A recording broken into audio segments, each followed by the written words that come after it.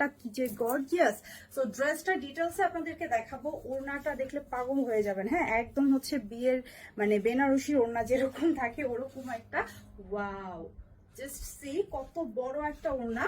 আর একদম পুরো ওড়নায় সিকোয়েন্স আর এমব্রয়ডারি, পুরো ওড়নাতে হ্যাঁ সিকোয়েন্স আর এমব্রয়ডারি কম্বিনেশন, এত সুন্দর করে কাজ করা ওড়নাটা এবং হচ্ছে জামাটা। এটার ফ্যাব্রিকটা থাকছে ক্রেপ জর্জেট। ওকে, ক্রেপ জর্জেট। আর এই হচ্ছে ওনার যে আঁচলটা, যেটা আমার সব থেকে ফেভারিট। এখানে যে লেস ওয়ার্কটা আছে, এটা এখানে গ্লিটার ওয়ার্ক এবং সাথে এরকম করে খুব সুন্দর বড় বড় করে ডলার ওয়ার্ক করা আছে। আর এই যে খুব সুন্দর একটা লুকিং এখানে দেখতে পাচ্ছেন রেশমি সুতো দিয়ে করা। আর এই পোর্শনটা পুরো ওড়নাতেই পাচ্ছেন এরকম চওড়া করে দুইটা বর্ডার থাকছে।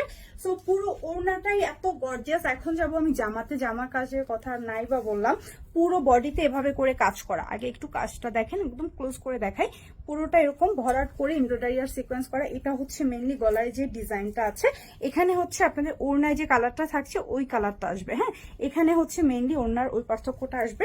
একদম দামান পোর্শনে এখন আমরা যাই। এখানে যতগুলো এরকম করে সুন্দর টার্সেল করা আছে, একটু দেখাই আমি ঘন করে। হ্যাঁ, খুবই সুন্দরভাবে ঘন করে কিন্তু টার্সেল গুলো দেওয়া আছে।